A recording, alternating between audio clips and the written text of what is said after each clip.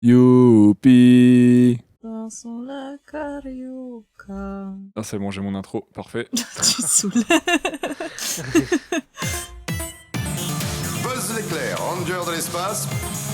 Il y a longtemps qu'on ne s'était vu. Pour un peu, vous me manqueriez, vous savez. Mon pauvre ami, vous n'aviez donc pas remarqué que la porte était basque? Je clique 2 fois. Imbécile, tu cliques. Ah bah merci, t'es sympa. Bonjour à tous les reptiliens et les reptiliennes qui nous écoutent. Bienvenue dans Stop Motion, votre émission qui vous parle d'animation. Salutations à Claire et Ista. Comment allez-vous ? Salut tout le monde. Oui, ça va. Et vous, ça va ? Ben, pareil, ça va. Super. L'ambiance est présente direct. Grosse ambiance, hein, vous pouvez entendre la zik et tout. C'est du lourd aujourd'hui. Au programme d'aujourd'hui, on continue le thème « Il n'y a pas de fumée sans feu », second film de notre thématique. On se retrouve pour Avril et le monde truqué, un film dystopique qui nous propose une France fantasmée du 19e siècle, dans laquelle la vapeur et le charbon ont continué d'être développés à contrario de l'électricité pour évoluer dans un monde entièrement steampunk et un peu rétro-futuriste.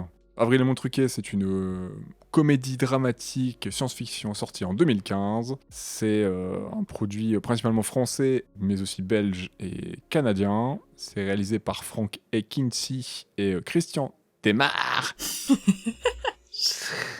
Ah, encore un qui finit par marre. Ouais, Ça se prononce des mers. Non, c'est faux. Demare. Parce qu'il faut peut-être le dire en japonais. Il faut le dire Desmara. Demaro. C'est ça. Demaru. Avec le prénom bien français Christian, c'est ok.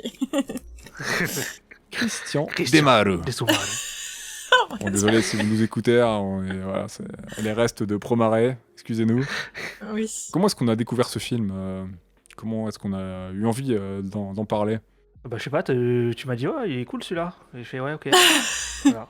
Point, ça l'a ligne. Voilà, ça arrive souvent. Hein. Bah, en même temps, oui, c'est souvent comme ça, les petites idées qui pop. Mais ouais, enfin, moi je l'avais déjà vu aussi. Et quand vous m'avez parlé de ce film, genre en mode on le fait, j'étais chaude. Genre, je l'avais vraiment bien kiffé à l'époque.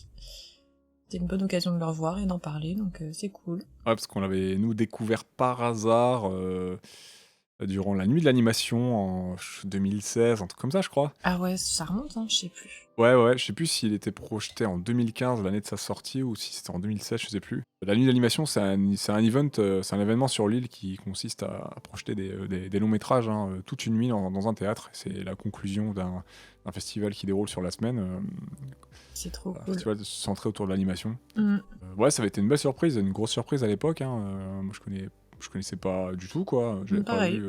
pas vu sa sortie et j'avais beaucoup apprécié le premier visionnage et le revoir, c'était grave chouette.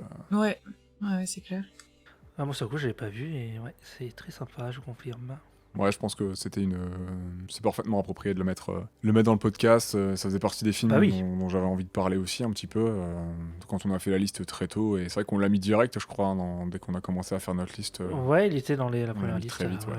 On avait mis un peu tout ce qu'on voulait parler. Ouais, il était dedans. Partie des films français dont on avait européens dont on avait envie de parler.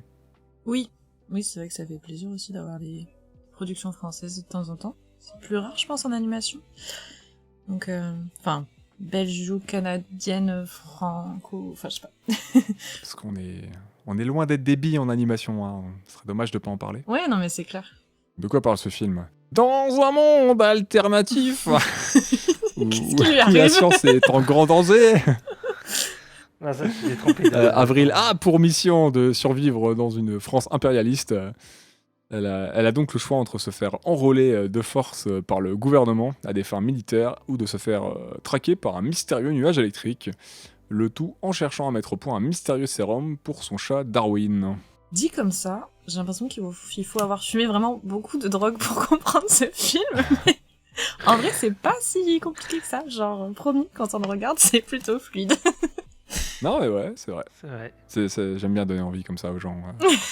En vrai, Pas ça intrigue. forcément de prendre de la drogue, hein, mais avec un je film petit sympa. Ouais, on dirait que c'est un stoner movie. Hein, Dit-il alors qu'il nous a avoué avoir une flasque de rhum cachée sous le bureau. pendant qu'il Je enregistre. suis ma joie pour regarder. Hein. Avec tout ce qu'il y a de fumé, de toute façon, dans ce film, en termes de stoner movie, ça pourrait, tu vois. Ouais, c'est vrai, c'est vrai. Pourquoi ce film, les amis, dans la thématique, il n'y a pas de fumée sans feu? Si vous me répondez, il y a de la fumée, donc... En vrai, j'étais en train de chercher une autre... Il y a, un autre il y a argument. des trucs qui vont voler. Hein. Il y a d'autres choses à trouver, parce que c'est comme du steampunk, il y a de la fumée, de la vapeur partout, quoi. Sur le coup, ça, voilà, c'est logique. Indeed. Yep, ouais, c'est ça. Donc, voilà, la fumée, la Je combustion, confirme. tout ça, puis l'aspect steampunk, rétro-futuriste. Et comme pour Promaret, l'association du feu Y a avec pas- l'aspect technologique et scientifique, de par... je refais ma connexion un petit peu avec le titan Prométhée, hein, qui a offert le feu aux humains, mais aussi les connaissances comme la métallurgie, qui est une technique très utile dans le film, hein, parce que quasiment tout est en métal. Mm.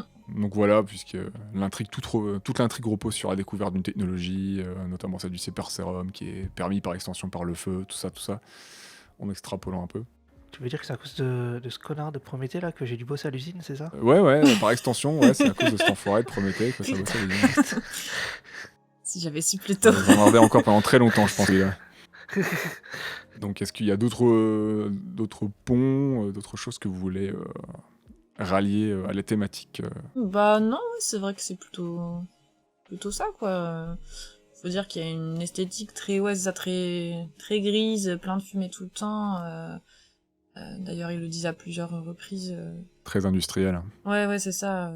Enfin, je sais plus, à plusieurs reprises dans le film, ils disent qu'ils peuvent pas respirer dehors. Bah d'ailleurs, c'est pour ça aussi qu'il y a un des personnages qui tombe malade, qui arrive plus bien à respirer, tout ça, genre à cause des particules, la fumée partout. Donc, ouais, on est vraiment dans un monde enfumé. Enfin, je sais pas comment dire, mais ouais, c'est ça. Et il y a beaucoup de gens Très qui ont gris. des masques en arrière-plan. Ouais, c'est vrai, c'est vrai. Ah, j'ai pas fait gaffe à ça. Beaucoup de gens qui ont des masques entiers sur le visage. Il y a des couples et tout sur qui se baladent, qui mangent des trucs et sur les carrousels et tout, ils ont tous des masques dans la rue. Et toujours un personnage en arrière-plan quasiment qui a un masque dans les scènes où il y a un petit peu de foule. Vraiment pour montrer que c'est un Paris ultra pollué. Après, moi, je me disais aussi que si on prend on va dire l'expression dans sa Son plus comment dire, simple. sa signification normale, quoi. Bon, on peut dire oui, il n'y a pas de fumée sans feu parce que, en fait, le monde va mal parce que tous les scientifiques ont été kidnappés, quoi. Ouais, et qu'on a pris clairement une mauvaise direction gouvernementale aussi, hein, qui est obsédée par la guerre et qui veut se foutre sur la tronche avec la Compagnie des Amériques pour pour la fameuse forêt canadienne. Mm. Les ressources canadiennes Après, ouais. pour... C'est une guerre qui parce en qu'ils remplace une maîtrisent autre. pas l'électricité, rien en fait. On n'a pas développé d'autres ressources énergétiques. Ça part quand même du fait au début qu'il n'y a justement pas eu la guerre de Prusse, je crois, contre la Prusse en 1870. Donc il y a une guerre en moins, qui du coup déclenche d'autres événements, ou en fait ça déclenche d'autres types de guerres, donc finalement tu te dis bon, l'homme reste l'homme, quoi, mais pour d'autres raisons... Et ils veulent de toute façon, on va y venir, mais tous les scientifiques, ils les veulent pour quasiment à des fins militaires, hein, le gouvernement. Oui, bah oui, au début oui, c'est ça. Hein. Ouais, c'est ouais. ça. Bah, t'as même des affiches de propagande et tout. Scientifiques venaient avec nous et tout. I choose Sur les you. murs et tout. Ouais. Et t'as des trucs où ils disent ouais, si vous avez vu un scientifique, appelez-nous au 0 machin. Non, 0, 8, 36, 65, 65. Enfin, je suis pas sûr que ce soit un truc de téléphone, mais bon. Parce que bon, il n'y avait pas de téléphone à cette époque. Mais... Bah non, du coup, non, on n'avait pas de téléphone. Non. Je sais plus, mais il y a De- écrit un de truc, fait. ouais, signalez-le ou je sais pas quoi, si vous avez vu un scientifique. On avait des Il n'y a pas télégraphes. d'électricité, dans ce monde-là. Et encore, je crois que dans le film, de toute façon, dans le film, il y avait peut-être pas la techno du télégraphe, du coup, de toute façon, on la voit pas, il me semble. Bah oui, je pense, hein, comme il y a... Ouais, bon, après, ils arrivent à faire passer le message avec des souris, avec des lunettes. Bon, et- C'est vrai. Ah, mais ça, c'est pas le gouvernement, ça. Hein. Non, ça, c'est pas le gouvernement. Surprenant. Ça, c'est les reptiliens qui sont parmi nous. Mhm. Littéralement. Alors, pour ce qui est de la prod, qu'est-ce que vous pouvez un petit peu nous dire pour la prod Je crois que Claire, t'as fait des petites recherches. Ouais, donc du coup, j'avais vu qu'il y avait un premier pilote qui était sorti en 2008. Un pilote de 3 minutes, donc en fait, le projet, l'idée du projet, il remonte quand même à pas mal de temps. Genre, ils ont bossé... Enfin, je pense que l'idée, elle a germé un Je crois petit qu'ils ont peu, mis 7 genre... ans à aboutir au film. Hein. Dans les années 2000, il me semble, j'avais vu ça, genre... Carrément, c'est l'année 2000. Parce qu'en fait, du coup, faut savoir que, à la base, l'idée du film, c'est aussi d'adapter à l'écran l'univers de Jacques Tardy, qui est un illustrateur, un grand monsieur de la bande dessinée. Hein. Et c'était un peu le point central du projet, même si ça n'avait pas encore été défini. Et j'avais vu ça, que ça remontait déjà, genre, après qu'ils aient fini Persepolis, donc ça remonte, je crois, dans les années Ouais, 2000. parce que- Donc le projet, il est là depuis longtemps dans leur tête. Après, le projet Pas n'était pas 2006, défini. Persepolis, 2004, je sais plus, ouais, ça commence à dater. Hein. 2004, ouais, un petit C'est peu début après, 2000, ouais, ouais. Ouais, Très bon film ouais, aussi ouais. d'ailleurs. Et du coup, je crois que Jacques Tardy, il avait visité les studios et tout, mais il n'y avait pas encore l'idée concrète du projet, quoi. Et petit à petit, ils ont monté des trucs, et ouais, il y a un premier pilote de 3 minutes qui est sorti en 2008. Et finalement, la production, elle a commencé qu'en 2013, donc tout le temps de trouver des financements, des acteurs, et de définir plus précisément le projet. Parce qu'apparemment, ouais, c'est très long, quoi, pour regrouper des financements, parce que ça coûte cher. Et donc, du coup, ouais, c'est un projet qui a vraiment été mûri sur le long terme, quoi, pour finalement sortir en 2015. Donc, après, moi, j'ai noté plusieurs petits trucs par rapport aussi au type de film. Ouais, que c'était notamment une uchronie. Ouais, voilà, tout à fait, ouais. Je savais pas ce que c'est, hein. J'ai appris Ah, le tu terme connais- vraiment Ah, tu en connaissais faisant pas des petites D'accord, recherches. ok. Non, je connaissais pas, non. Non, Moi, je j'étais connais pas parce qu'il y familière. a aussi la série sur Amazon là, avec les nazis qui ont gagné la guerre, là, The Man in High Castle. Là, et, Ah, ok, non, je connais pas. Je connais pas. Après, j'ai peut-être déjà vu des films ou des séries genre qui utilisent ce procédé, mais je savais pas que ça s'appelait comme ça et je connaissais pas D'accord. forcément la définition. Mais du coup, l'Uchronie, si j'ai bien compris, donc c'est un récit fictif qui va se baser sur des événements historiques et qui donc réécrit l'histoire.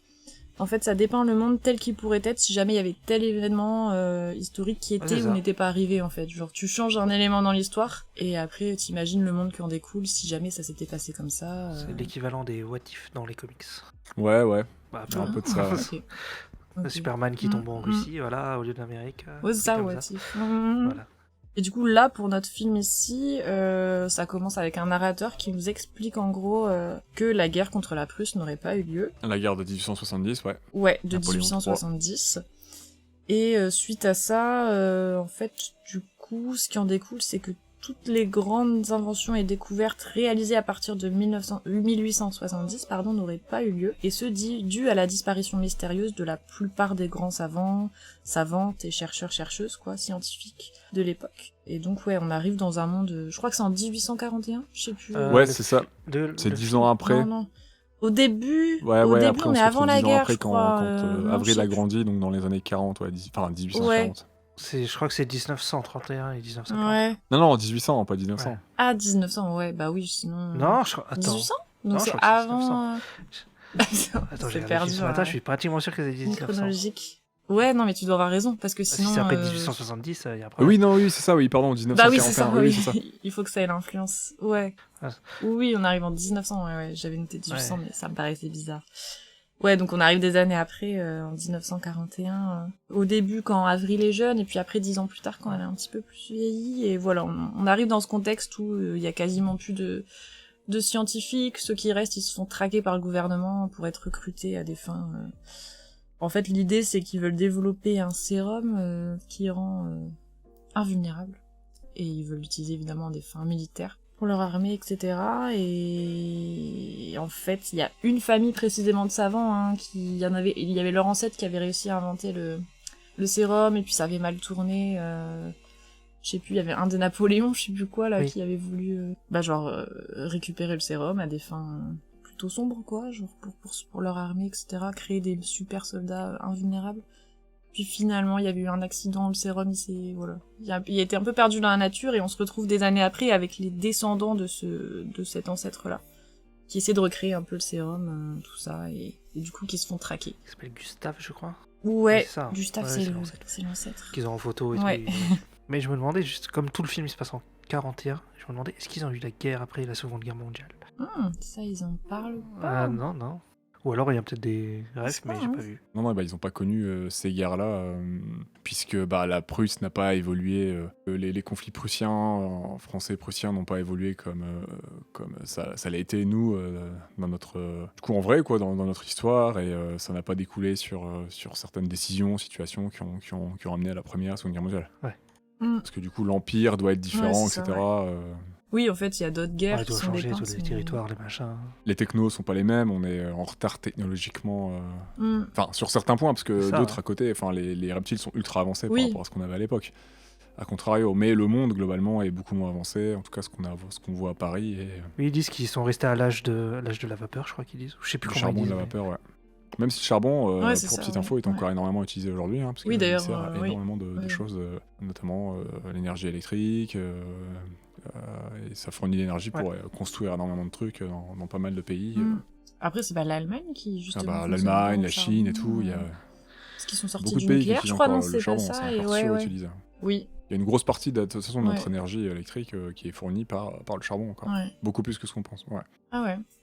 Donc voilà, le film est une uchronie, mais c'est aussi une dystopie, hein, puisqu'on est dans un gouvernement politique totalitaire, hein, impérialiste, Mhm. qui contrôle les connaissances, qui contrôle l'aspect scientifique.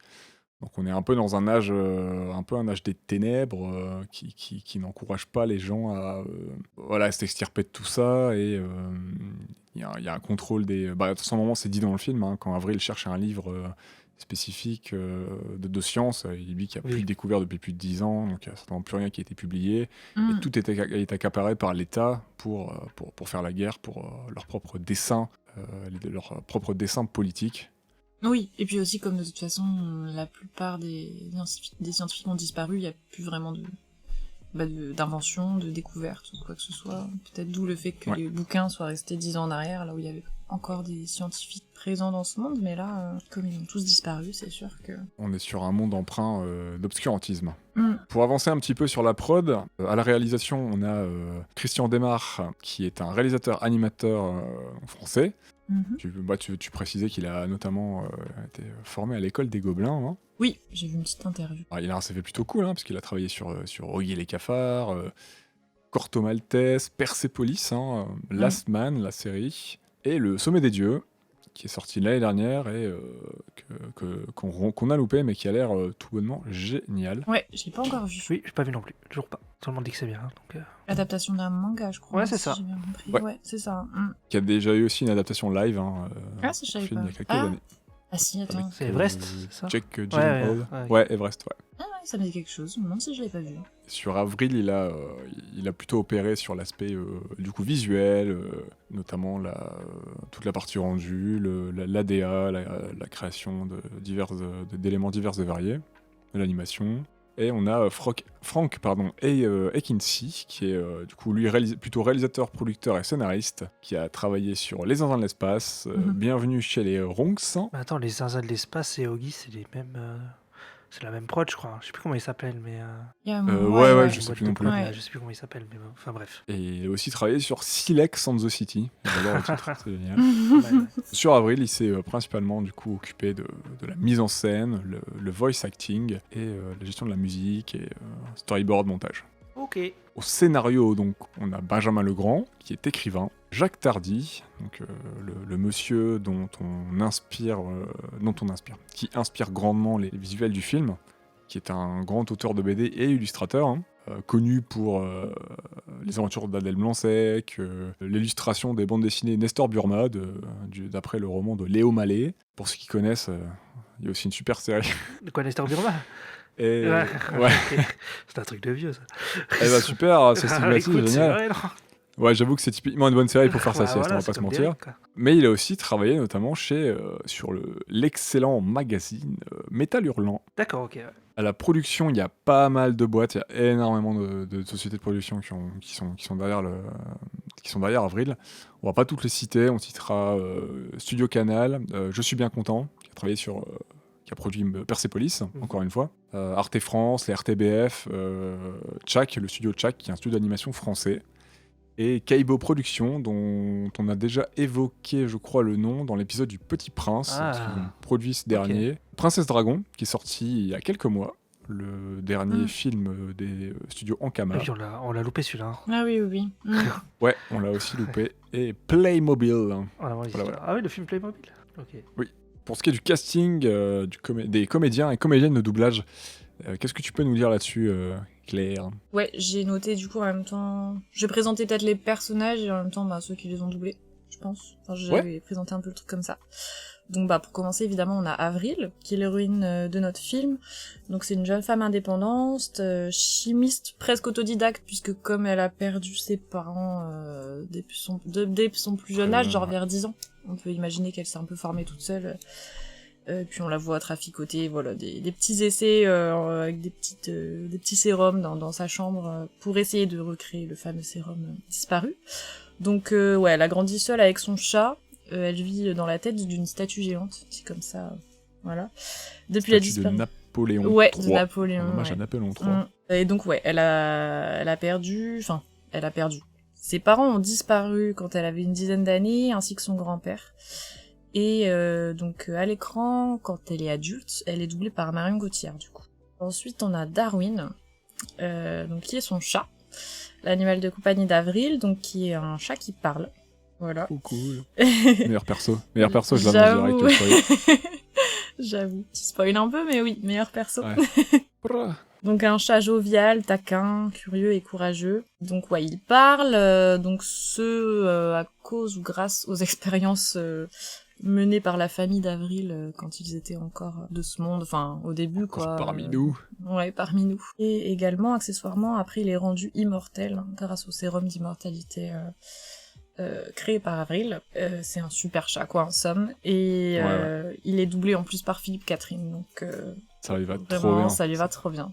Parfait. C'est juste Le parfait. casting est génial. C'est clair. Ensuite, on a Prosper, qui est surnommé Pops à l'écran. Donc lui, c'est le grand-père d'Avril.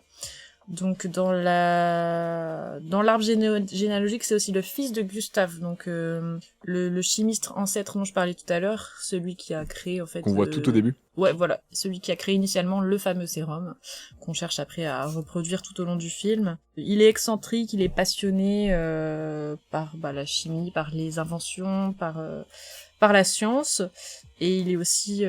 c'est un peu touchant, genre il est aussi passionné par ce qui reste de végétation dans Paris, c'est-à-dire un seul arbre, puisque au cours du film on apprend que, en fait, tout ce qui est nature, tout ce qui est végétation, arbre, ça a servi de ressource, je crois, pour brûler le charbon, ce genre de choses. Donc en fait, il reste Il n'y a vraiment... plus d'arbres, ouais. Il y a plus d'arbres, il y a plus de Mais, verre nulle part, ouais. genre... Mais lui, Il reste- D'où le conflit contre la Ligue des... Du coup, la potentielle entrée en guerre contre la Ligue des Amériques pour contrôler les grandes forêts canadiennes Voilà. qui seraient une ressource incommensurable pour quelque et, temps. le truc, c'est Voilà. que donc le père de Avril, il dit donc à Pops que ouais, je sais que t'as vu plein d'arbres quand t'étais petit, etc. Parce que lui, en fait, quand il était gamin, il y avait plein d'arbres partout, quoi. Ah oui, du coup, d'où sa nostalgie, je Voilà. pense. Lui, il a connu tout ça, ouais. Oui, parce qu'il reste un seul arbre à Paris qui est exposé un peu... Enfin, je sais pas c'est quoi le lieu, j'ai oublié. C'est pas dans un musée, mais ça fait un peu comme tel, quoi. Ah, je l'ai noté. Au milieu de Paris, ouais. C'est le Grand Palais. Le Grand Palais, ok. Donc la petite étiquette, genre ici, arbre de je sais pas quoi, genre de je sais plus combien d'années, genre le dernier arbre qui reste, quoi. C'est ouf, quoi. Ouais, c'est clair. Je trouve, enfin après ça c'est perso, mais je trouve il m'a beaucoup fait penser à Trifon Tournesol dans Tintin. Je trouve qu'il y a ouais, vraiment un ouais, truc, c'est quoi. Le mec Ce un côté peu inventeur fou et excentrique. espiègle. Ouais, c'est ça, exactement. Après, il entend bien. Et ouais, c'est vraiment la différence. C'est qu'il fait pas répéter. C'est ça. Et il est doublé par Jean Rochefort, que je trouve trop bien aussi dans le... Ah, ça lui va super bien. Genre, j'adore la voix de Jean Rochefort et je trouve que ça lui va trop bien aussi. T'as envie que ce soit ton grand-père. Ouais, vraiment le casting, il est trop bien. Enfin, je trouve ça correspond de ouf au perso qu'on voit à l'écran. Enfin, c'est... Ouais, donc Jean Rochefort. Ensuite, donc on a Paul, qui est le père d'Avril. Pareil, un chimiste. Donc j'ai pas trop grand-chose à dire sur lui. On le voit moins à l'écran, hein, même si... Ouais. on le revoit Comme un sa petit mère, peu, Annette, on les voit assez peu. Et... Ouais, comme sa mère Annette, en effet, donc qui est la mère d'Avril. Donc le père, il est doublé par Olivier Gourmet, et donc Annette, la mère, par Macha Grenon. Ensuite, on a Julius. Donc Julius, c'est un jeune délinquant qui poursuit Avril un peu contre son gré partout. Et il s'incruste littéralement dans sa vie et dans sa maison, Oui. vraiment, genre... Le mec ne la lâche pas. Le stalker. Voilà, c'est ça. Alors au début, c'est un peu en traître, enfin c'est même carrément en traître. Dans l'idée de lui soutirer des informations justement sur le sérum d'invulnérabilité, il a été recruté par l'inspecteur de police, Gaspard Pisoni, dont je vais parler après. Pizzoni. Et puis finalement, il continue de la suivre, plus vraiment par traîtrise, mais parce qu'elle est quand même plutôt badass, Avril, et je pense Oui, qu'il ouais. voilà, il se rend compte que c'est une fille méga cool. Il est doublé par Marc-André Grondin à l'écran. J'ai presque fini, il y a pas tant de personnages que ça. Donc on a Gustave, le fameux ancêtre, qu'on voit très peu à l'écran, hein, Oui, oui. donc qui est l'arrière-grand-père. Ouais, l'arrière-grand-père. Au début. Ouais, ouais, voilà, Tu tout le simplement. Tu le Ça vois au début. explique cela. C'est le grand-père. Bah, ouais. c'est lui qui a créé Rodriguez Chimène. C'est lui qui a créé. Oui, c'est vrai. Donc le grand-père de Pop, c'est l'arrière-grand-père d'Avril, du coup. Il est assassiné donc par le gouvernement, au début du film, qui cherche à mettre la main sur son sérum d'invulnérabilité, dont il est l'inventeur initial. Donc ensuite, on a l'inspecteur dont je parlais, Gaspard Pizzoni. Pizzoni. Donc c'est l'inspecteur de police un peu bougon, dont la Ouais, passion il est tellement relou. est vraiment de traquer les savants partout. Enfin, c'est sa mission et un peu sa passion. Et notamment, du coup, la famille d'Avril, bon voilà, il est un peu déterminé, genre c'est pour le mérite et la gloire, surtout je pense, hein, genre, parce que bon, Ouais. un peu bougon, genre il a que ça en tête, ça l'obsède, et genre, tout le long du film, il est à la recherche de la famille d'Avril. Et il a à son service une armée vraiment d'inspecteurs Dupont et Dupont. C'est tous des Dupont et Dupont avec leur Je leur dirais chapeau, même leur plus moustache. du plomb et du plomb. Comme on est dans du steampunk. Exactement. Alors, et lui, l'inspecteur, donc il est doublé par Bouli Lanners.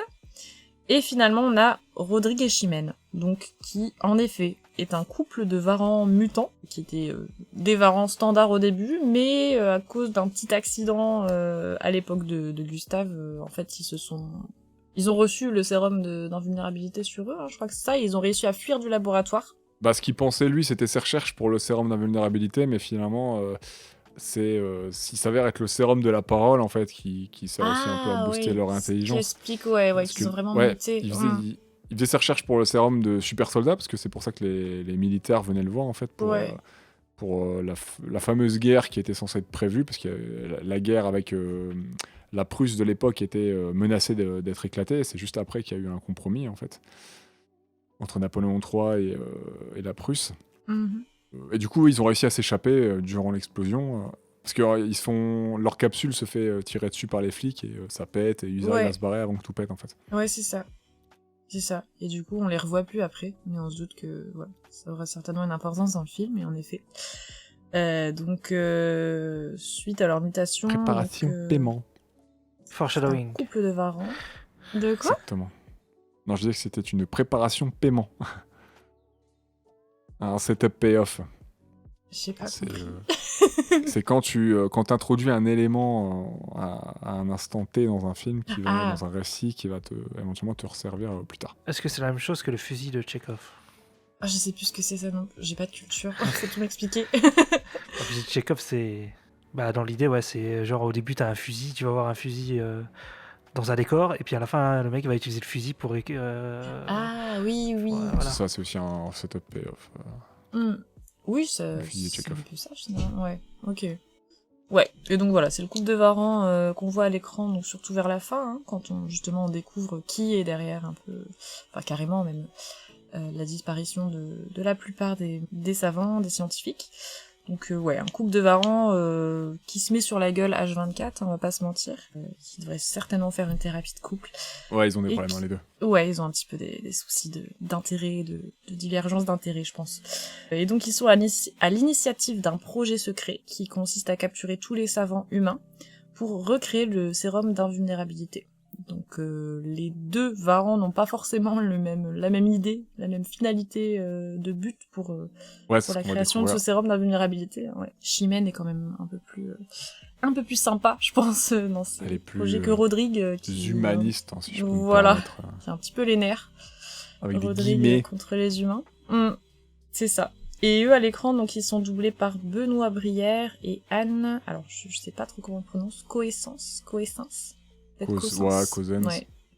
Cousins, peut-être. Voilà, en somme, c'est le perso le plus important qu'on voit à l'écran. Très bien. Merci pour ce petit retour sur les persos. C'est vrai qu'il y aurait quand même pas mal, et Ouais, il se finalement. passe quand même beaucoup de choses dans le film, et ça fait du bien de se les rappeler, de se les remémorer un petit peu. Après, t'en as 4 principaux, quoi. Enfin, t'en as... Ouais, Ouais, c'est ça, tu hein. vois Ouais, on va pas principalement se les mentir. mêmes. C'est ça. Le film a aussi été récompensé, hein, du long métrage, d'un cristal du meilleur long métrage en 2015 durant le festival d'Annecy. Ah, cool. Moi, je pense qu'on a fait le tour pour la prod. Je sais pas si vous avez d'autres choses à ajouter. Non, pas spécialement. Non plus. Et ben, si vous voulez, on peut passer au film. Here we go.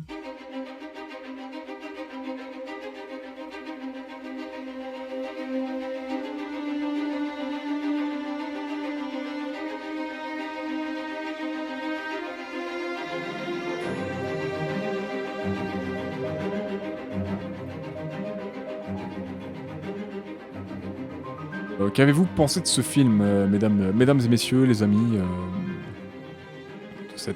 pour toi, de cette découverte, Ista, et pour cette nouvelle relecture, pour toi, Claire? Résiste. Qu'est-ce qu'on a pensé du film? C'est ça la question, hein?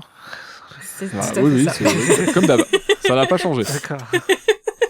On est là pour ça. Ah, c'est ouais, très bonne découverte, très sympa. Le style un peu BD animé, très sympa. Enfin, ça fait vraiment une BD enfin, comme on dit, les BD franco-belges, mais en version animée, quoi.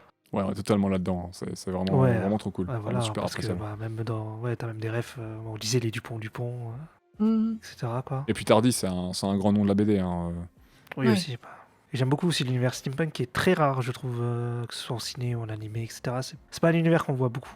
Et pourtant, c'est un truc visuellement et tout. Moi, j'aime beaucoup le style steampunk avec de la fumée partout et des trucs qui volent et tout. Je trouve ça trop Et bien. bien retranscrit aussi. Ouais. Parce qu'on peut le voir de temps en temps, mais c'est pas toujours bien exploité, Ouais. je trouve. Ouais, mais tu vois, au cinéma, il n'y a pas beaucoup de films steampunk, hein. Non, il n'y en a pas des masses. Hein. Ouais. Il n'y a même pas, tu vois, un gros univers à la Harry Potter ou quoi, en mode steampunk, tu vois, connu ou machin. Là, un des derniers, c'était. Ça devait être. C'était Ah, censé être Mortal un Engine. nouvel univers. Ouais, c'est ça, Mortal Engine. Ah oui, mais non, c'était pas terrible, sur le coup. Non, c'était pas terrible, on est d'accord. Ouais. Non, mais très cool, sinon très bonne découverte. C'est un film qui se regarde très bien et puis ouais, c'est une bonne surprise. Et toi, Claire Jette? Ça me suivra toute ma vie. Bah écoute, ouais, pareil, vraiment un bon moment. Ça m'a fait plaisir de le revoir, puisque je me souviens que j'en avais eu un très bon souvenir à la nuit de l'animation, hein, on l'avait vu ensemble, mais il m'en restait que des bribes, quoi.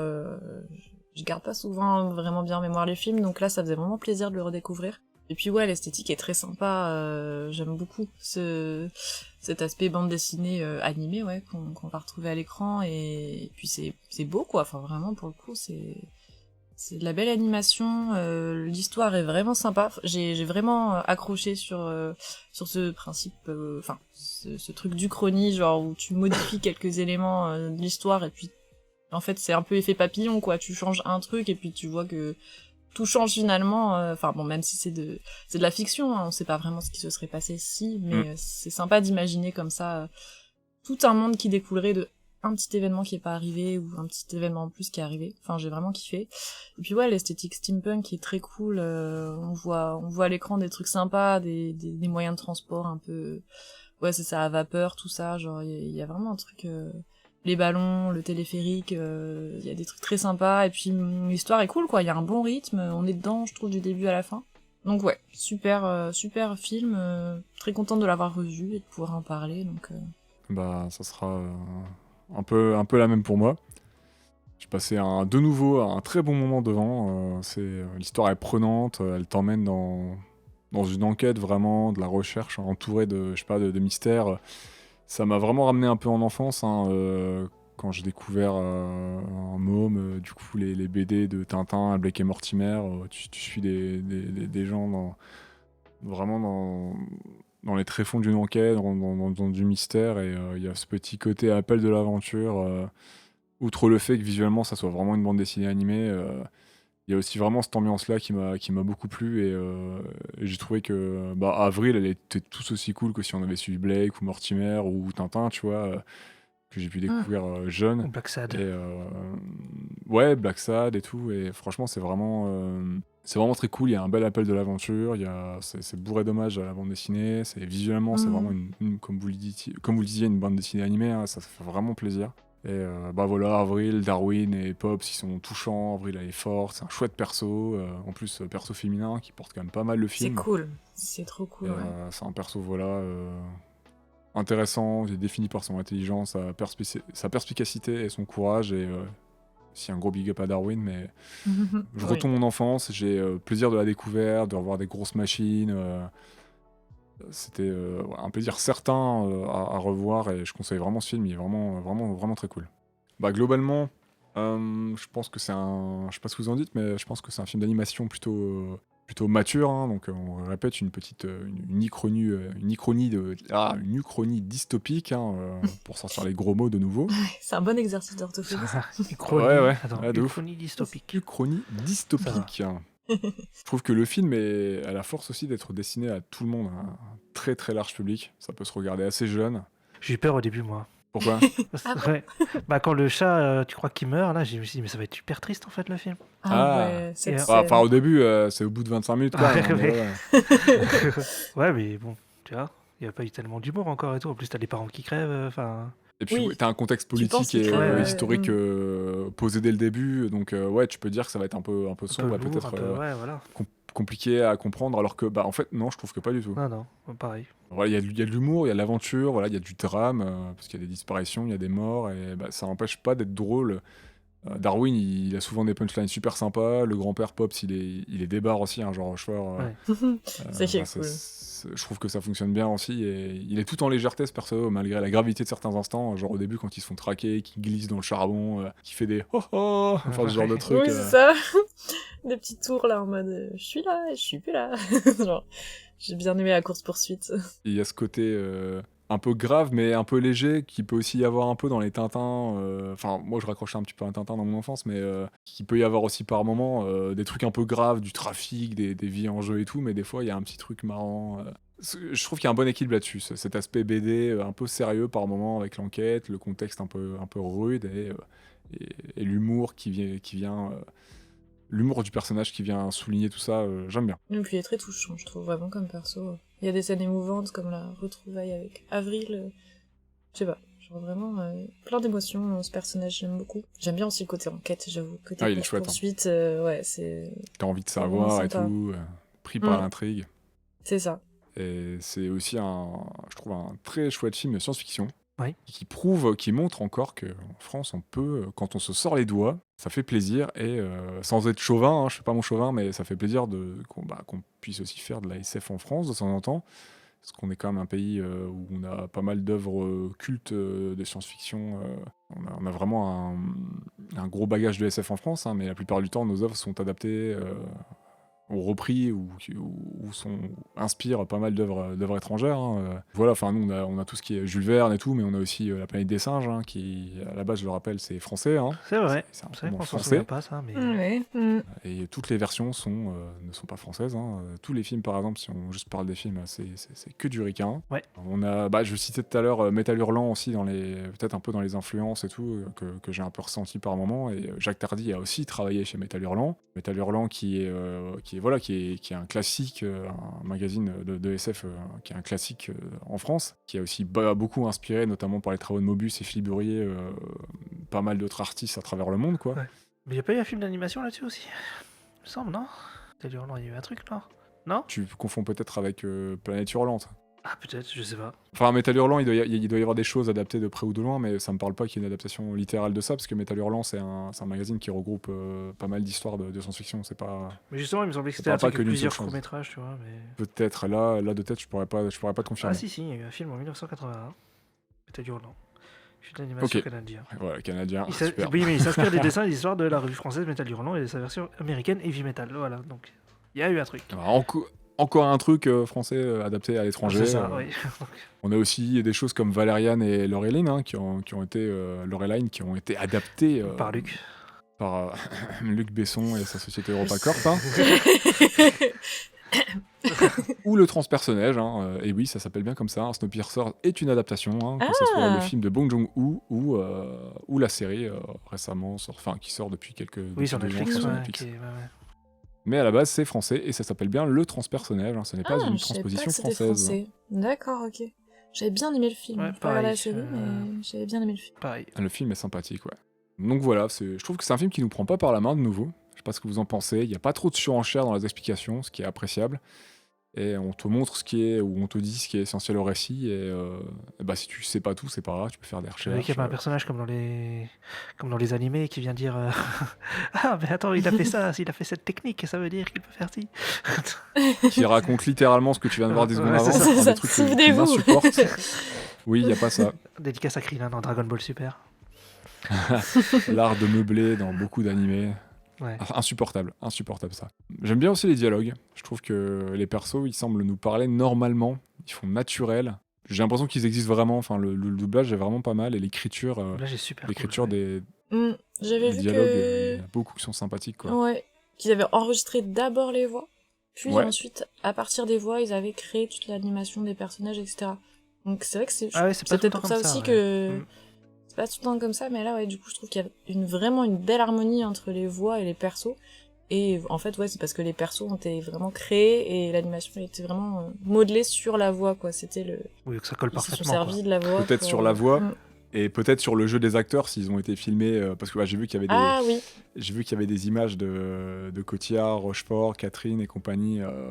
On peut trouver des courts making-of sur YouTube. ok. C'est aussi une utilité de filmer l'acting avant, puisque tu peux aussi un peu, par moment, des fois, ça peut aider les animateurs aussi à animer certaines scènes, à animer certaines expressions en se calquant directement sur le jeu de l'acteur.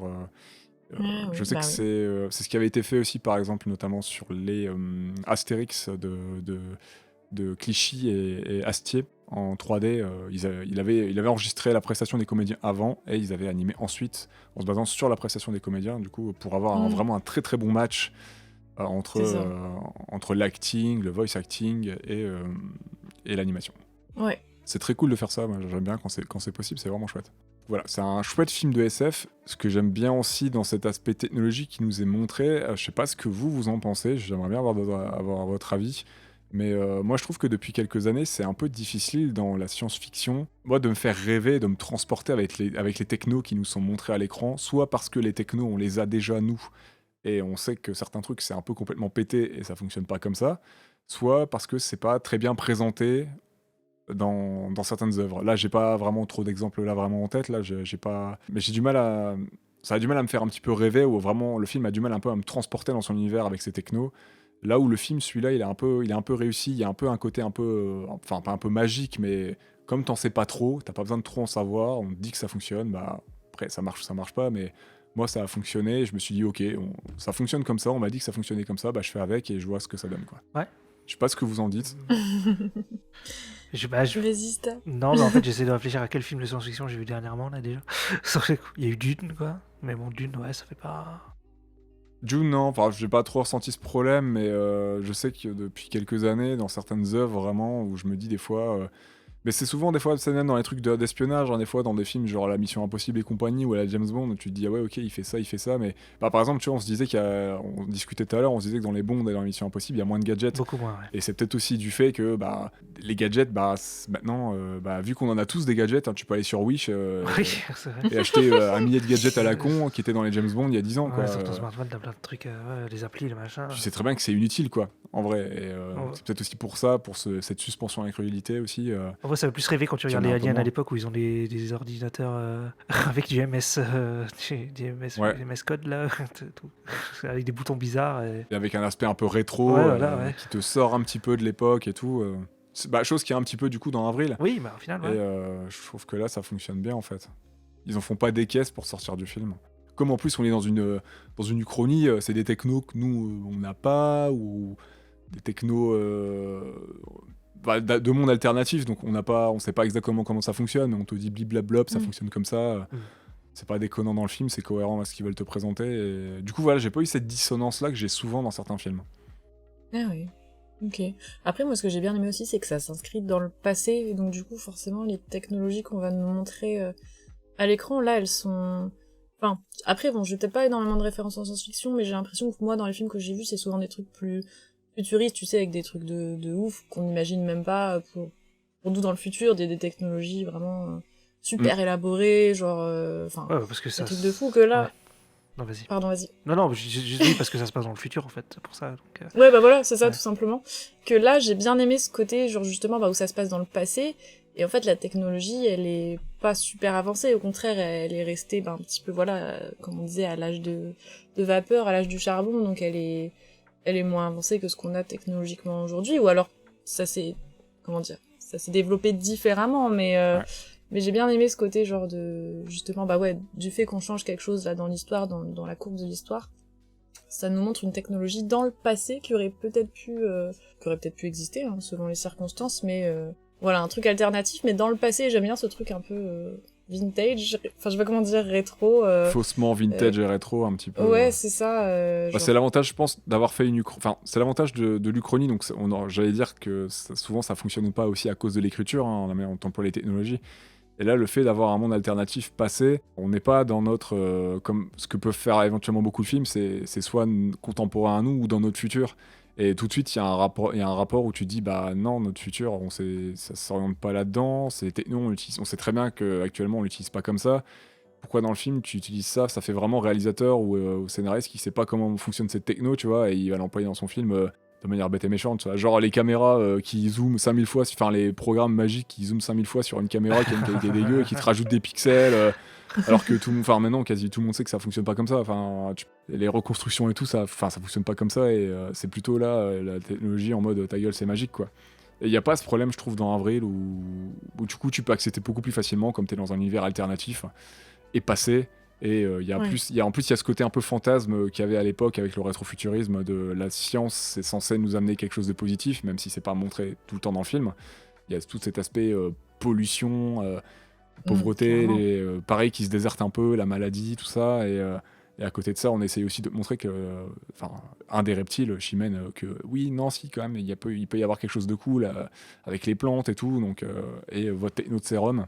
Et je trouve que là, ça fonctionne bien dans Avril, là où moi j'ai souvent des dissonances. Je repensais à certains blockbusters, je vais pas en citer, mais certains blockbusters ces dernières années qui te proposent des technos folles. Et sous couvert d'une blague, la techno elle va être mise de côté ou ils vont faire une blague avec. Donc moi, ça fait sauter ma suspension d'incrédulité instantanément, tu vois. Ou quand on te complexifie, si je vais citer Tenet, qui a un pitch très simple mais qui sait pas l'expliquer, sous couvert de c'est compliqué, donc on te fait des dialogues à rallonge pour dire ceci, cela, alors que on est sur un film avec un concept très simple, mais que plein de gens n'ont pas compris parce que c'est très mal expliqué et très mal montré à l'écran, quoi. J'ai rien compris à ce film. Je l'ai pas vu, Tenet. Voilà, alors que le concept est hyper simple. Faut pas que je le vois alors, je pense. Je suis ressorti en mode, mais j'étais pas du tout dedans, quoi. Enfin bref, je me suis trituré la tête Qu'est-ce pendant qui tout s'est le film et Ouais, mais ça, tu vois, j'ai pas eu ça, par exemple, pendant Avril. J'ai pu accepter facilement leurs propositions. Ouais. Et l'écriture, ça aide. Je pense que c'est principalement un problème d'écriture quand ça fonctionne pas. Après, l'écriture est quand même assez simple. Là où Tenet, il essaye de faire un truc où tu dis Bah, les trucs à l'endroit à l'envers ou je sais pas quoi. Bref, qui a deux mondes parallèles. Bref. Ça pourrait être aussi simple qu'Avril. Hein. C'est juste qu'il a voulu complexifier. Voilà, on n'est pas là pour parler de Tenet, mais voilà, c'est une complexification et une mauvaise explication, une mauvaise écriture d'un concept très simple. Hein. Y a pas, voilà, quoi. Mais sinon, savez-vous que Star Wars c'est dans le passé aussi? Ça dit il y a longtemps, très longtemps, dans une galaxie. C'est vrai, savez-vous? J'ai déjà sorti cet argument à une prof. Ne croyez pas. Bref. Votre séquence ou votre scène favorite, les copains, ça serait quoi? Bah écoute, je vais paraître un peu déprimée en disant ça, mais en vrai, la scène de la fausse mort, entre guillemets, de Darwin... ça, j'allais dire la même. Elle m'a vraiment émue et tout, j'étais genre non, machin, genre plein d'émotions et heureusement ça finit bien finalement, puisque notre cher Darwin revient à la vie grâce au sérum, mais trop triste quoi, vraiment. Ah bah je suis d'accord, pareil. Meilleur perso du monde et genre tu le vois partir, tu fais mais attends non. En plus je me suis dit, à ce moment-là je me suis dit mais vraiment, la vie de cette jeune fille, genre mais c'est où le film nous mène, tu sais, genre c'est tellement triste. Horrible. Elle a perdu ses parents, son grand-père, elle est orpheline, elle perd son chat qui est son seul compagnon, genre elle va se retrouver toute seule là dans sa baraque improvisée à faire des sérums pour rien. Enfin genre je me suis dit trop triste, où ça part quoi, et finalement non. Il revient, donc tout va bien.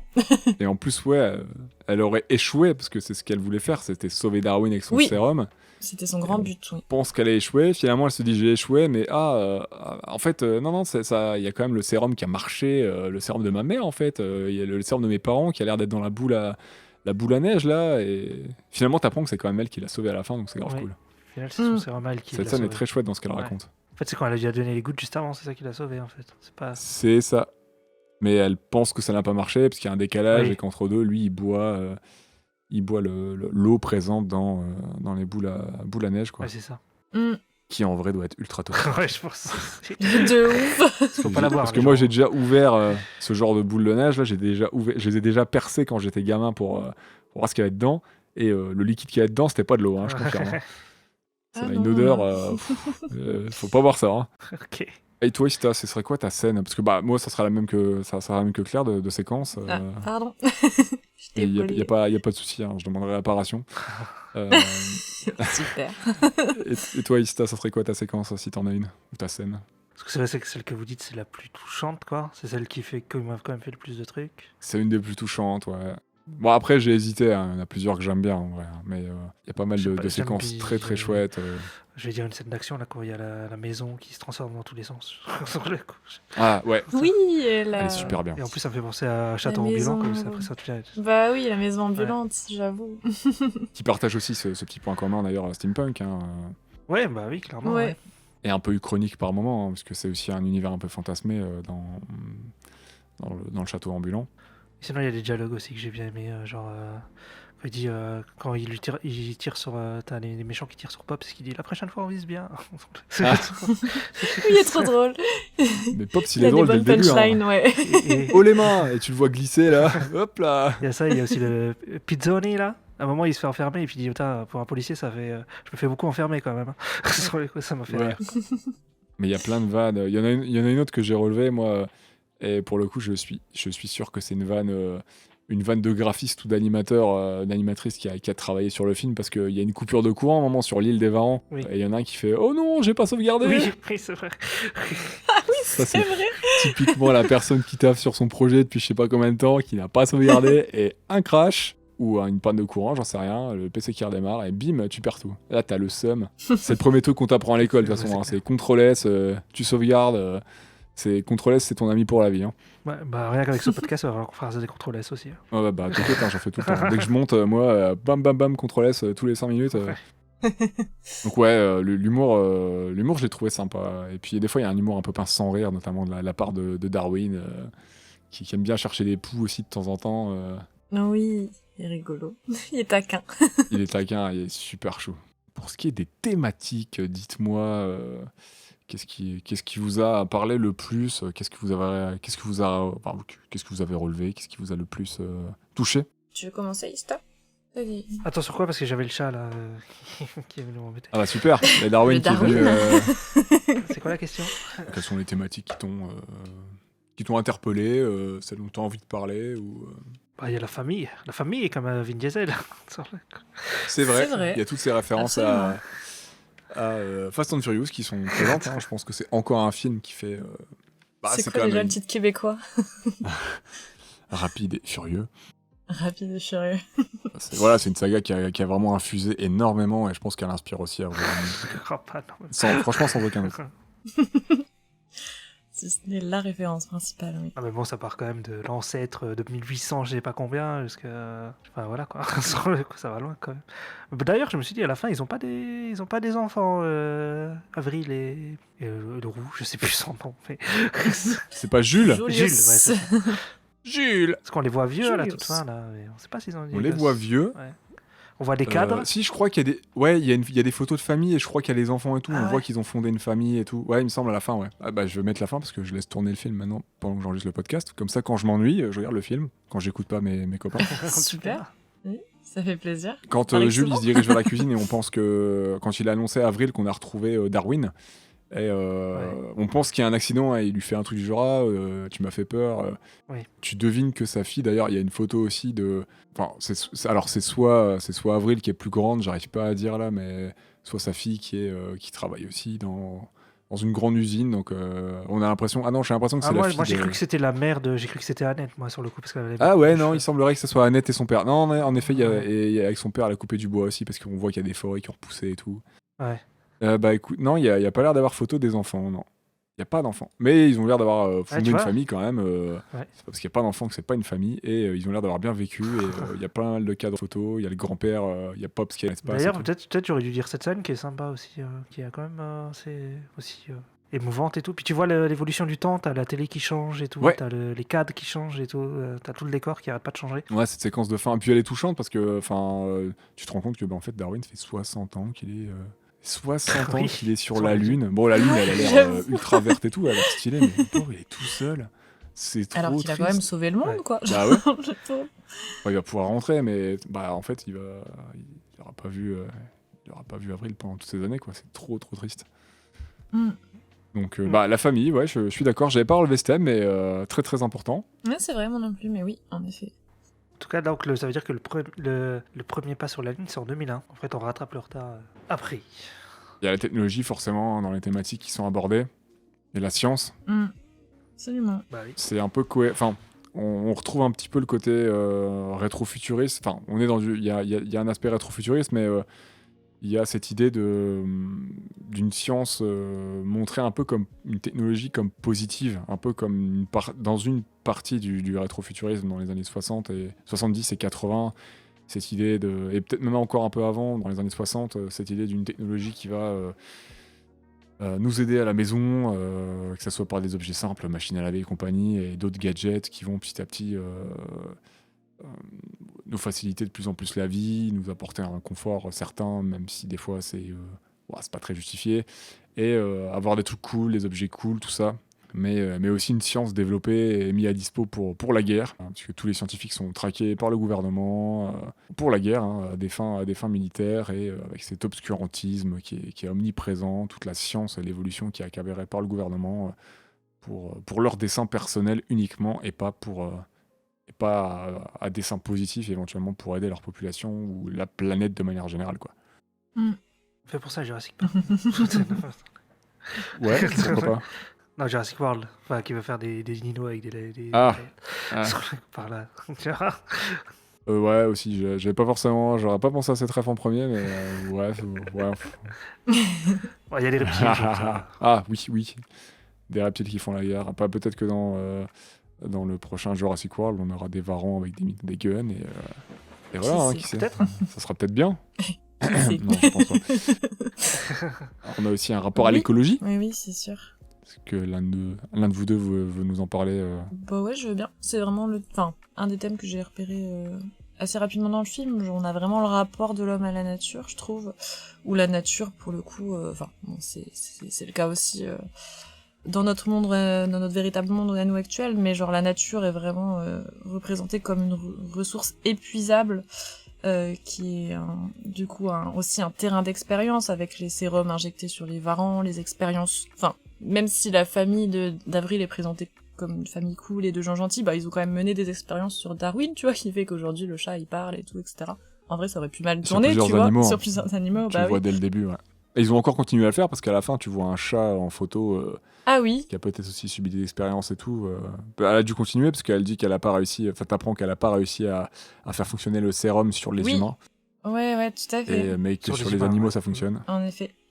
Donc, ouais, il y a l'intérêt qui s'oppose à la volonté des animaux, ouais, comme les varans. Enfin, l'intérêt des hommes diverge de celui des animaux, quoi. Les varans, eux, ils veulent au contraire revégétaliser la planète. Je sais pas si ça se dit comme ça. Et ils veulent se débarrasser des humains un Ou petit peu ou aussi. se venger des hommes, tout simplement, quoi. Enfin, en termes de vengeance, après tout On le comprend leur mal. Ouais, motivation, on hein, comprend, clairement. hein, tu vois, genre l'aspect plus noir de la vengeance, mais en même temps, ouais, c'est ça, la nature ici, elle est présentée comme une ressource d'énergie première, et genre, quand tu vois qu'il y a plus aucun arbre, genre, c'est tellement triste, quoi, il y a plus rien, genre, la faune, enfin, la flore plutôt, Ah, a vous, complètement c'est ravagé. disparu, ouais, c'est... Même quand tu les vois allonger le fleuve, là, quand ils sont dans la maison en mode sous-marin pour aller au fort La Latte, rien à voir avec Francis, on voit, Voilà, ouais. on voit aucun arbre, aucun buisson, Ouais. que dalle. Ouais, Tout c'est tout chaud, est hein. dévasté. Ouais, c'est clair, il y a plus rien du tout. Et du coup, finalement, oui, on se rend compte que le fameux sérum d'invulnérabilité, il ne fonctionne que sur la faune et la flore, justement. Ce qui est drôle, enfin, Chat. voilà, c'est ça, que sur le végétal, que sur les animaux, et ça fonctionne pas sur les humains. Donc tu peux te dire, est-ce que c'est une sorte de punition, tu vois, de retour de bâton, ou de montrer justement que la nature, elle a besoin de cette invulnérabilité face à l'homme qui, en fait, lui domine tout et se sert de la nature uniquement comme ressource, genre en mode ça m'est dû, donc je puise jusqu'à ce qu'il n'y ait plus rien. Et donc est-ce que ce serait pas voilà un petit retour de karma, quoi, en mode vous avez créé un sérum d'invulnérabilité, ok cool, mais il sera efficace que sur ceux qui en ont vraiment besoin, c'est-à-dire les animaux et la nature, quoi, avec un grand Ouais. N. Je trouve ça pas mal, ce petit retour de bâton à la fin, en mode on a toujours pas trouvé de sérum qui fonctionne sur les humains. Et en même temps, tant mieux, parce qu'on se demande où... Et c'est tant Voilà, mieux. c'est ça, quelle proportion ça aurait pu prendre, quoi. Et on s'en doute. Ah, ça serait l'enfer. Mm. hein. Si les humains ne meurent plus, ce qu'ils Mon font. Dieu, oui. Non, bah non. Donc ouais, j'ai bien aimé ce petit rapport cette thématique importante, je trouve, dans le film. C'est vraiment des thèmes qui sont posés dès le début, de manière plus ou moins subtile par moment, mais qui se dessinent en fait au fur et à mesure du récit, jusqu'à la découverte de la fameuse île souterraine avec... J'avais un petit peu pensé d'ailleurs, ça m'a un peu fait penser à l'Atlantide, un petit peu dans le style, l'adaptation de Disney en 99 ou 2001, je sais plus, pour ce côté Ouais, un je peu sais plus steampunk ce côté terre cachée avec encore de la verdure, une vieille technologie, tout ça. Ouais. Ce mélange de techno avec notamment la couleur bleue. Je sais pas si vous vous souvenez, il y a beaucoup de bleu dans Atlantide et là il y a Ouais. beaucoup Atlantide, d'objets oui, bah qui ont oui. du bleu en fait. Dans la manière dont ils sont montrés, certains écrans sont bleus, etc. et tout. Ah oui, ok, ouais. Et le bleu, c'est une couleur plutôt positive, c'est une couleur qui est associée à la confiance. La foudre aussi. Je pense vraiment par certaines séquences que le choix du bleu est là vraiment pour montrer que la science, ça peut être positif et certaines machines, on est censé avoir confiance dans certaines choses et il y a ce rapport-là. Peut-être que c'est pas juste pour faire beau, mais aussi pour...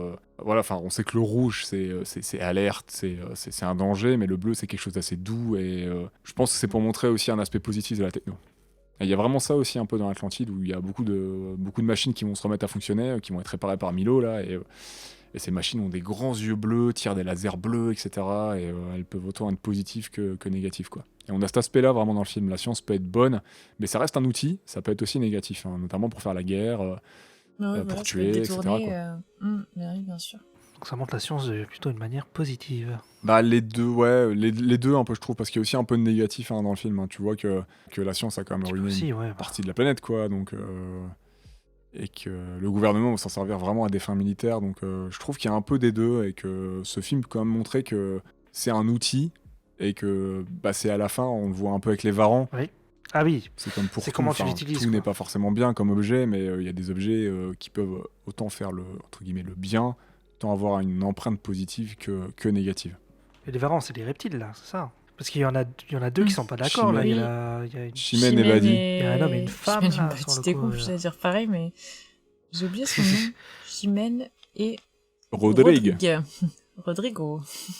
Ouais, Rodrigue, lui, ça... puisqu'il est Ben, je sais plus. presque, ouais, je crois. D'accord. Oui, elle meurt, je sais Ouais. même plus. Ouais, En tout cas, il il a la des blesse. gamins. Ouais. Oui, lui, il est en mode Il- vengeance, quoi. Oui, elle est pas d'accord. Sur le coup, il y a quand même... même chez eux, il y a une discussion, il y a un peu de ouais, clans tout à qui fait. sont en train de se former, Ah, quoi. bah, de toute façon, il y a la guerre qui éclate à la fin. Ah, t'as tué maman! Ah moi aussi pour papa!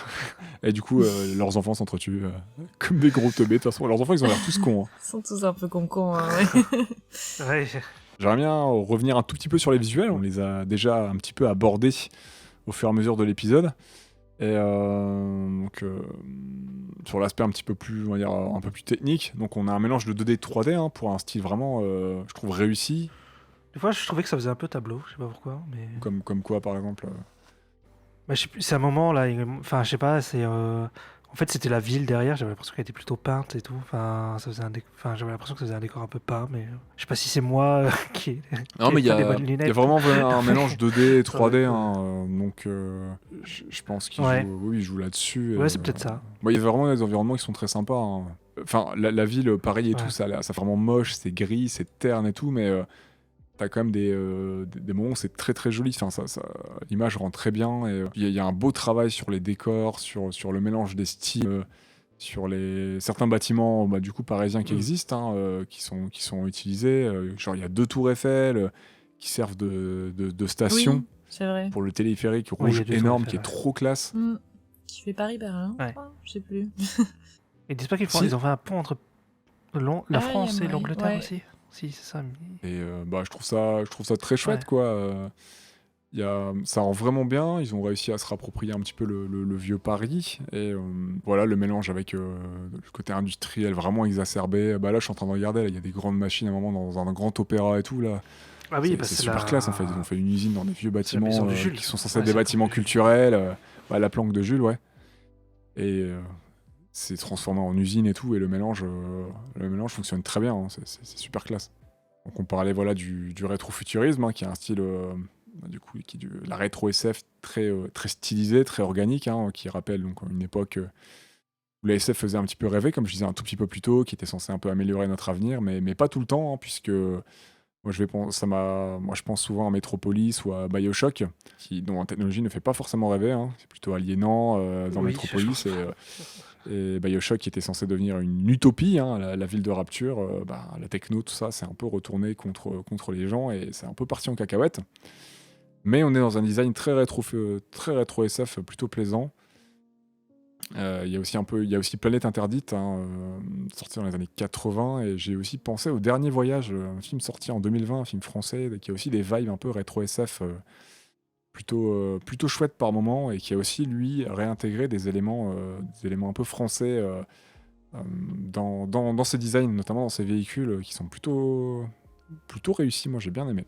Je sais pas s'il y a d'autres choses qui vous ont marqué, vous, visuellement, dans le film, que ce soit dans le chara-design, dans les véhicules.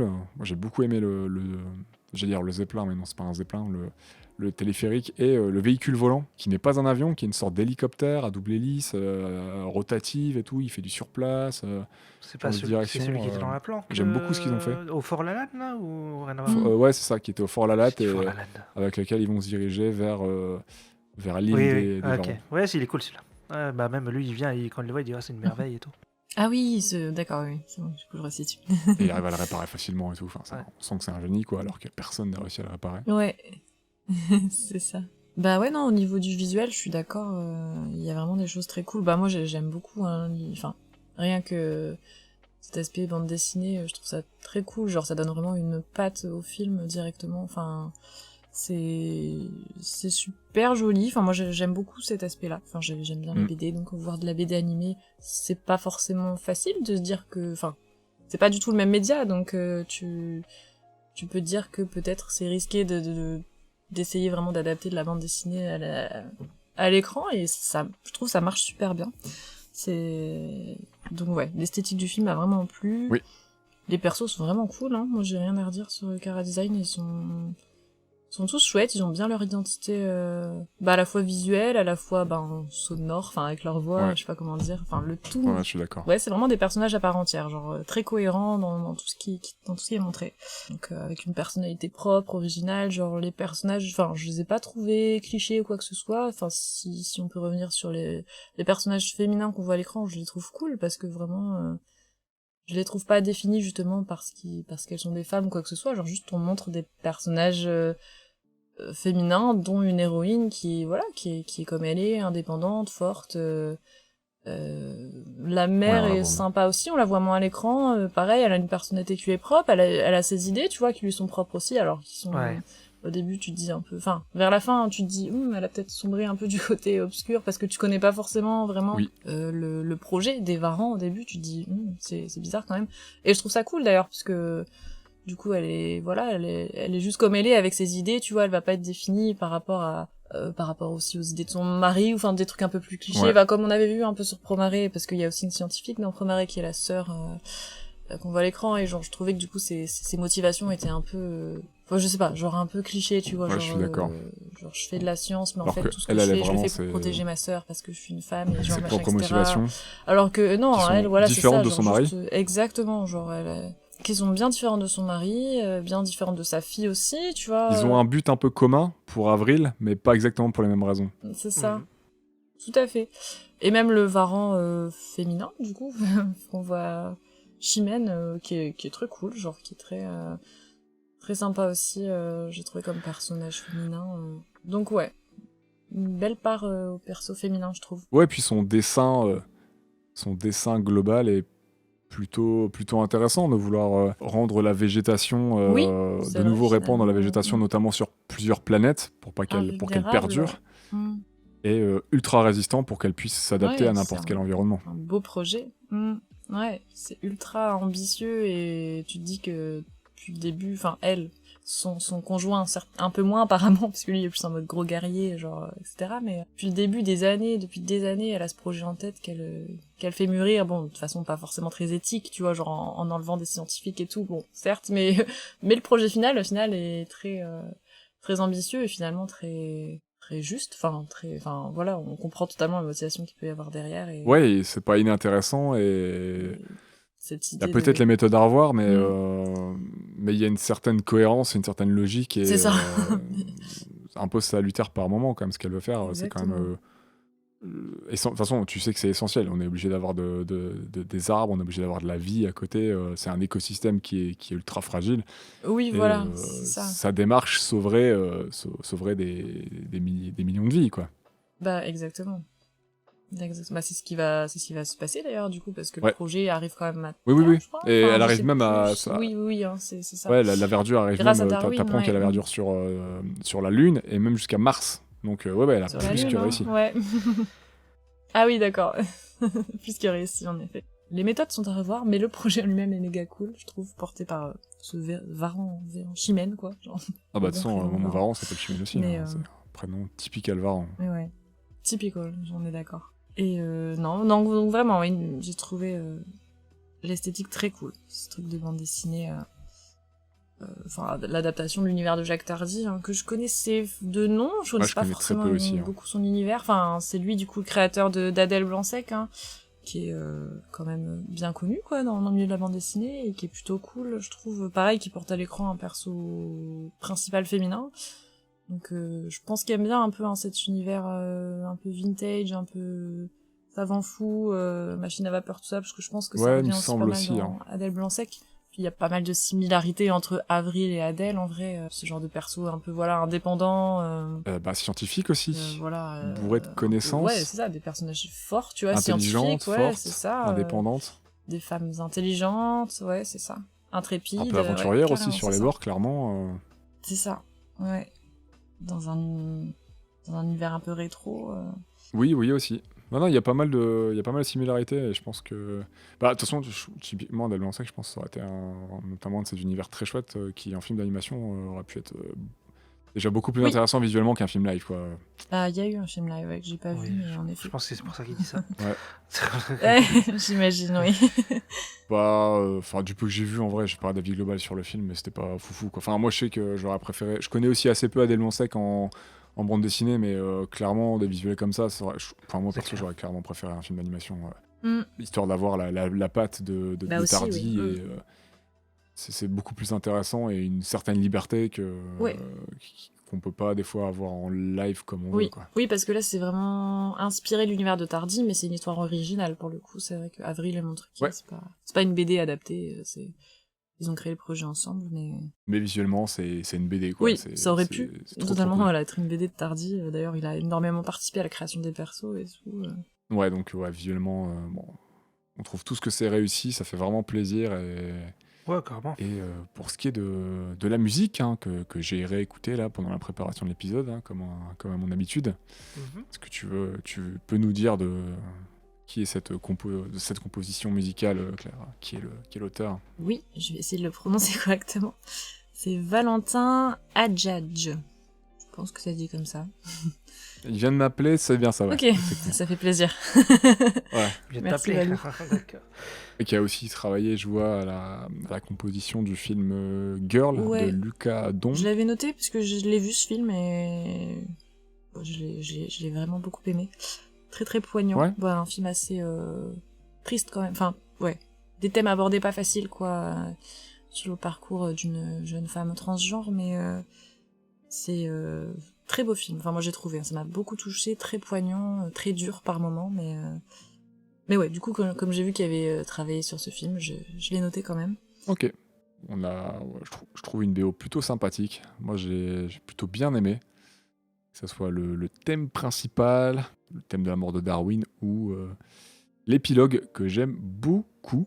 Oui, que t'as envoyé tout à l'heure. La partie épilogue est magnifique, bien mélancolique, avec les petites parties au piano là qui donnent un petit frisson. Donc gros coup de cœur et gros coup de cœur aussi sur le thème principal. Hein. Deux thèmes que j'ai beaucoup aimés.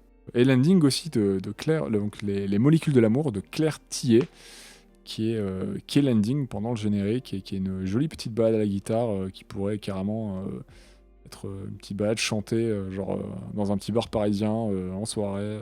Ouais, j'ai vraiment été client de la musique, je la trouve très sympathique. Il y a une ou deux petites chansons rapidos dans le film. C'est pas un film musical, hein, c'est des chansons intradigétiques, sauf la dernière du coup qui est l'ending. Et bah, je trouve que ça contribue bien à l'univers sonore du film. Je trouve que la musique se marie bien aux images aussi. J'ai beaucoup apprécié réécouter l'OST en dehors du film. Ouais, dans mes souvenirs, ça fait un peu thème musique parisienne, un peu à l'ancienne, quoi. Ça pouvait faire penser un peu... Enfin, après, c'est peut-être moi qui vois un parallèle, mais à la musique qu'on va trouver aussi dans Amélie Poulain. Enfin, tout ce qui est musique de Yann Tiersen, un peu au piano. Ah oui. Il y a un peu d'accordéon et tout, je crois. Puis quand t'as envoyé l'épilogue tout à l'heure, ça m'a fait penser à l'épilogue aussi de Là-haut, avec le petit piano tout joli. Oui, l'intro de Là-haut. Bon, qui est autre chose, mais ça bien fait penser un petit peu, ouais. Ouais, il y a des petites similitudes, hein, notamment dans la petite mélodie au piano. C'est ça. Quand t'as que le piano qui est joué, j'ai l'impression qu'il y a une petite Ouais. similitude, il y a quelque chose dans le rythme. J'avais aussi pensé, moi, il y a des petits passages comme ça au Petit Prince, du coup, de 2015, qu'on a traité l'année dernière dans le podcast, qui est aussi des petits passages comme ça, à un moment un petit peu mélancolique au piano. Moi, j'avoue que j'ai pas assez fait gaffe sur le Eh ben, coup. super Ça m'a pas- Voilà, comme souvent. Mais souvent, j'ai pas fait gaffe à la musique. Et mince. Sur De le toute coup. façon, toi, quand c'est pas BTS, tu Oh, fais pas attention, de toute façon. Ouais, c'est ça en fait. Ça aurait un peu changé, je pense. Non, mais dans Oui. dans Puromare, oui, ça Oui, c'est m'avait Le vachement Purumaru. marqué. Puromare. Et là, ouais. Bon, après, elle marche, elle m'a pas choqué. Donc, tu sais, je pourrais avoir une musique bizarre, tu fais, mais qu'est-ce qui se passe? J'avoue que du BTS en fond, sur Avril, ça aurait pas rendu le même, je pense. Ouais, voilà. Ouais, ça Je là, pense que c'est ça aurait bizarre. carrément été cohérent. hein. Je vois pas le problème. Donc, je pense qu'elle fonctionne en tout cas. Ouais. J'ai juste écouté quand même le main theme là tout à l'heure. Ouais, c'est Je sympa. t'encourage à écouter l'épilogue aussi. Ouais, ça brise. Sans mouchoir, mais. C'est ça. On dit comme ça. Pour pleurer. mais Merci pour la précision. avec plaisir. Ça fonctionne en tout cas. Et puis, ouais, ça va avec le film. Donc, c'est nickel. Eh ben, c'est tip top. Est-ce que vous avez d'autres choses à ajouter sur Avril et le monde truqué? Est-ce qu'il y a des derniers petits oublis peut-être à préciser, ou alors on se dirige tout doucement vers la Lune? Oh, c'est beau ça. Ah oui, moi je me disais juste un truc, c'est les scientifiques là. Est-ce que c'est tous des vrais scientifiques qui ont existé? Parce qu'il y a Oui, c'est Einstein, vrai. il y a. Tu vois? Et je me demandais. De mémoire, j'ai Ouais. pas vérifié, mais la plupart des noms qui sont cités, je crois que c'est des vrais scientifiques qui ont existé. Ah, mais Ian Fleming, c'est pas un scientifique. Alors, je crois que dans le film, il parle de Fleming, mais il ne parle pas d'Ian Fleming, je crois. Je crois Non, qu'il ils dit disent pas pas Ian Ian, Fleming. qui Ça se est trouve, du c'est coup pas Ian lui. Fleming, qui est l'auteur de James Bond. Ouais. C'est pas Ian Fleming, c'est un. Je crois qu'il y a vraiment un gros scientifique, enfin un grand scientifique qui s'appelait aussi Fleming. Ce n'est pas non plus Victor Fleming, Ok. Ah merde. En fait, il y a plein de Fleming, c'est ça le problème. mais il me semble qu'à l'époque j'avais vu que justement j'avais lu un papier sur Avril et la plupart des noms de scientifiques, tout comme le nom de Darwin, etc. et tout, le nom du chat et tout, la plupart des noms Oui, cités, bah oui. Einstein et compagnie, sont des noms de personnes qui ont vraiment existé. Peut-être Jules, c'est par rapport à Jules Verne aussi. Ouais, peut-être, c'est peut-être aussi une référence à Jules Verne, exactement. Et Avril, du coup. Parce que ça m'intrigue ce prénom. Avril, je ne sais pas. Je n'ai pas la réponse au choix du personnage. Avril Ah, Lavigne. bah voilà. Ah, sûrement. sans aucun Évidemment. doute. Tout comme Napoléon III a vraiment existé, etc. Il y a vraiment quand même des bases historiques vraiment concrètes pour le film, et il y a une vraie recherche qui a...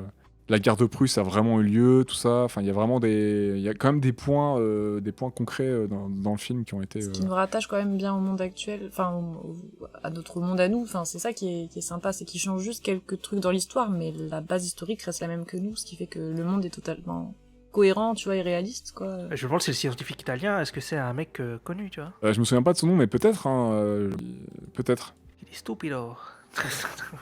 Ah, mais qu'est-ce que vous faites ici? Ma che tutti, parlez-vous de chez moi. Donc bah voilà, non, je confirme, je n'ai pas l'info pour le prénom d'Avril, et voilà, mais Mystère Boule de Gomme, peut-être on le fera un jour, je ne sais pas. Il y a sûrement une référence, enfin voilà, mais enfin sûrement, pas forcément, mais peut-être une référence. Peut-être pas sur Avril, mais sur tous les persos qui tournent autour, quoi. Bah, la plupart des persos, ouais, sont inspirés. J'ai vu que Tardy avait quand même fait pas mal de recherches concrètes. C'était inspiré de revues scientifiques aussi de l'époque pour certaines choses, notamment Ah ouais. pour la ligne Paris-Berlin avec le téléphérique et tout. Enfin, il y a vraiment des choses vraiment concrètes qui ont été faites. Il s'est inspiré de pas mal de choses vraiment. Vu qu'il y a un gros travail de recherche, je pense que il n'y a pas grand-chose qui doit être fait au hasard, quoi. En plus de beaucoup de choses qui ont été réutilisées en termes de références et de références culturelles françaises et tout, que ce soit les deux tours Eiffel, le Fort Lalatte, hein, qui est vraiment un château qui existe, hein, qui se situe sur les Côtes d'Armor, là, dans la baie de Saint-Malo. Hein. C'est le château de la Roche-Goyon, c'est vraiment un château qui existe. Et la statue géante de Napoléon qui fait référence, je pense, sûrement à la Statue de Liberté, hein, qui est une création française, offerte aux États-Unis. Hein. Oui, c'est vrai. Oui. Bah écoutez, je pense qu'on arrive à la conclusion de ce nouvel épisode sur Avril et le monde truqué, au cas où vous n'auriez pas retenu le titre. Oui. Et pourquoi le monde truqué? Avril and the Monster Truck. De quoi? Non, Avril et le Monster Truck truqué, ouais. Super. Le monde truqué, c'est une référence du coup au fait que l'histoire a été changée, tu crois? Genre du coup c'est un peu notre monde mais pas vraiment. Je me demandais du coup la signification du titre, mais... Ouais, peut-être. Et aussi au fait que leur univers soit un peu une grosse escroquerie, cette grosse dystopie qui manipule un peu tout le monde, qui fait la guerre, qui ravage un peu la Terre, et le monde truqué, le fait d'avoir des varans, en fait. Il y a un côté un peu... c'est des reptiliens qui montent un... Il y a un peu cette idée de complot aussi, hein, dans le film, de reptiliens qui sont... qui kidnappent des scientifiques pour un complot mondial, en fait, pour renverser le monde des humains, en fait. Il y a un mec qui coupe du bois dehors, désolé, genre vraiment... c'est ça. J'ai vraiment le truc. Improbable. Donc ouais, je pense qu'il y a aussi ça, le monde n'est pas ce auquel le monde auquel on pense.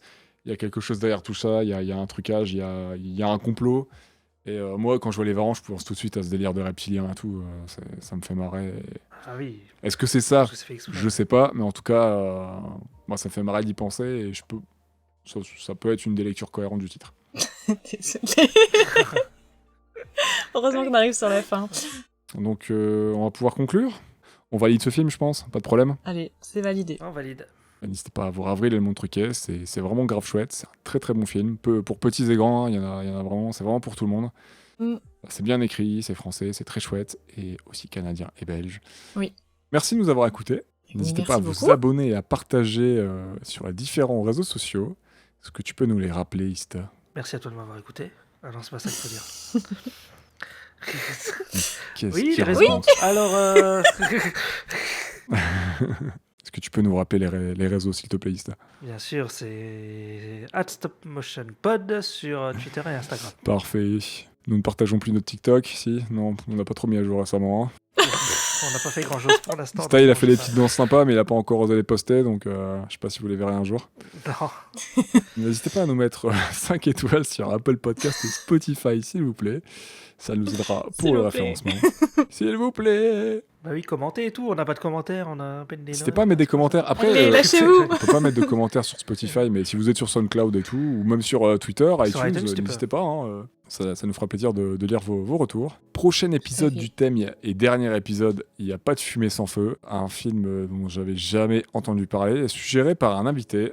C'est Moi non rare. plus. The Brave Little Toaster, sorti en 87. Ça va être la découverte. J'ai peur.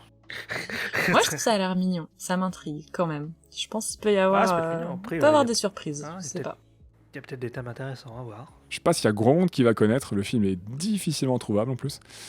Donc Ah ouais. ça va être Truc de niche. ça va être sympathique. Truc de niche, mais ce n'est pas un film avec un chien. Ah, Bon, Purée. alors on va conclure ce podcast sur cette vanne au poil. oh mais non. N'hésitez pas à faire un petit tour du côté d'Ultimate, notre émission sur les séries d'animation. Merci de nouveau de nous avoir écoutés. Et comme dirait Darwin, je sais pas, très vite. Ils sont ciao, ciao. amoureux. Ouais, ils sont amoureux, ouais, exactement. Ouais. Faites-vous plaisir et à très bientôt. À bientôt. À bientôt.